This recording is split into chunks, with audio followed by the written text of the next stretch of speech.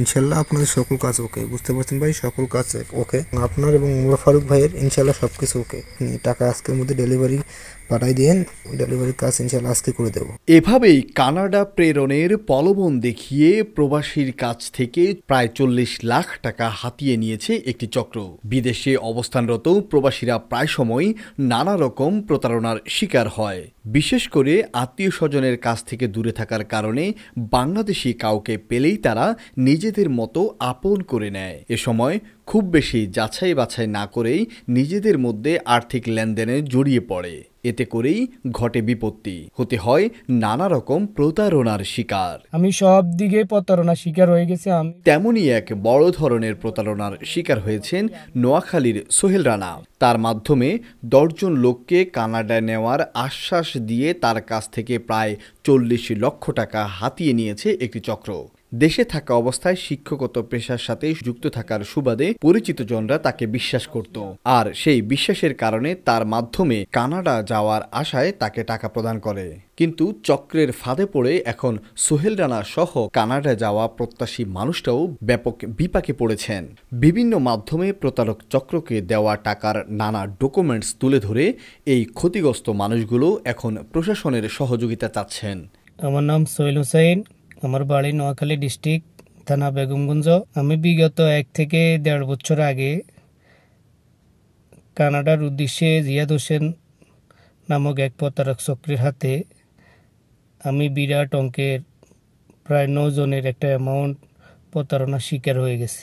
প্রায় 10 থেকে 12টা নাম্বারে প্রায় আমার 35 থেকে 37 লাখ টাকা আমার অলরেডি এই বিকাশ নাম্বারগুলোতে ঢুকছে। প্রায় 10 থেকে 12টা নাম্বারে। তার বাংলাদেশে তার বাইরের যে বিকাশ নাম্বারগুলোতে টাকা দিছি, তার ভাই একজন বাংলাদেশে ছিল, ওনার সাথে আমি কথা বলছিলাম। উনি প্রথম বাড়িতে বলছিল কোথায়, প্রথম বলে রাজশাহী, কিন্তু পরবর্তীতে উনি আমার যে 9 জনের সাথে উনি যে গ্রুপে কথা বলছিল, পরে একবার এক প্লেসে বাড়িটার নাম বলে। তবে বর্তমানে উনি বলছিল কানাডাতে থাকে, কিন্তু উনি কানাডাতে থাকে বলে ওনার বাইরের মাধ্যমে বিকাশের মাধ্যমে অনেকগুলা প্রায় 10 থেকে 12টা নাম্বারে 35 থেকে 37 লাখ টাকা আমার নিয়ে গেছে।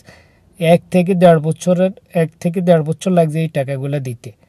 তো উনি অনেকগুলা 70-80 কপি ডকুমেন্ট দিছিল। আসলে আমি কোনো মিডিয়াকে শো করি না, আমি মনে করছি জিনিসটা সত্য। আসলে জিনিসটা সবগুলো প্রতারক।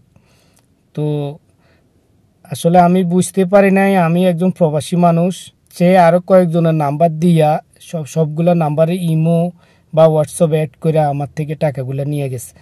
টাকাগুলো আমি এখান থেকে দিই না, এখান থেকে বাংলাদেশে বিকাশ করছি, বিকাশ থেকে ওখান থেকে বিকাশে টাকাগুলো দেওয়া হয়েছে। সবগুলা যে 10 থেকে 12টা নাম্বার সবগুলো বিকাশে আমার টাকাগুলো গেছে।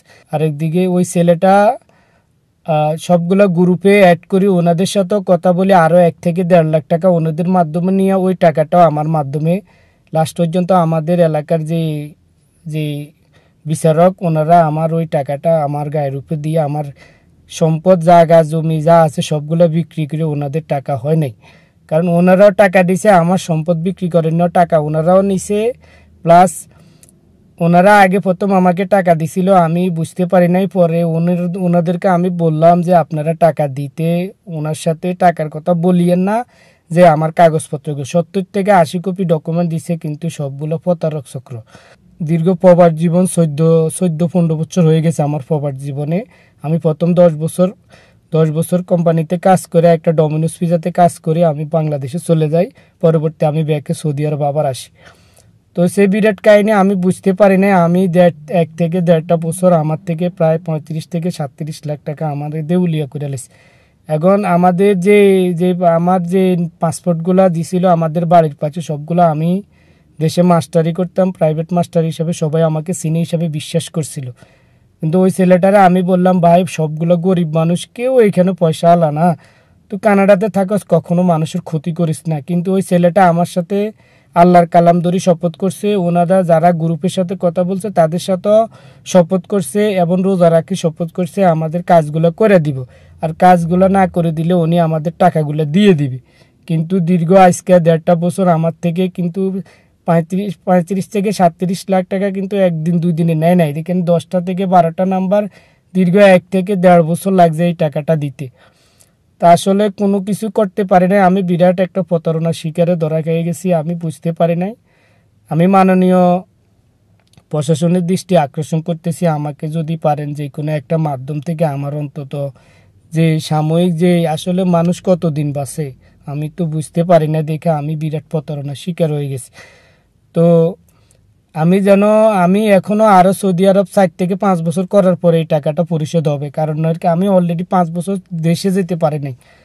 10 বছর কোম্পানিতে পরে ব্যাকে আসার পরে এখন 5 বছরের মতো হয়ে গেছে আমি দেশে যাইতে পারি না। যদি আমাকে আইনের মাধ্যমে যদি একটু হেল্প করে তাহলে হয়তো আমি বাকি যে কয়েকটা দিন বেঁচে থাকতে পারবো, ওইটা অন্তত মোটামুটি স্বাভাবিকভাবে চলতে পারবো।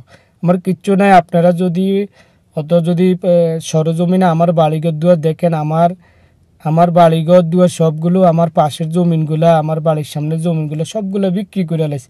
লক্ষ্মীপুর আইডিয়াল আলিম মাদ্রাসা জাগতিক ও নৈতিক ইসলামী শিক্ষার সমন্বয়ে আপনার সন্তানকে সৎ, যোগ্য, আলেমে দ্বীন ও দেশপ্রেমিক সুনাগরিক হিসেবে গড়ে তোলার অঙ্গীকার নিয়ে লক্ষ্মীপুর আইডিয়াল আলিম মাদ্রাসা আছে আপনার পাশে। এখানে প্লে থেকে আলিম পর্যন্ত সাধারণ বিভাগ, বিজ্ঞান বিভাগ, হিফজুল কোরআন ও গার্লস শাখায় ভর্তি চলছে। এখানে রয়েছে উন্নত যোগাযোগ ব্যবস্থা এবং রুচিশীল ও শিক্ষাবান্ধব পরিবেশ, আবাসিক অনাবাসিক ডে কেয়ার ব্যবস্থা। লক্ষ্মীপুর আইডিয়াল আলিম মাদ্রাসা, কোর্ট বিল্ডিং সংলগ্ন, জমুল স্টেশন, সদর, লক্ষ্মীপুর।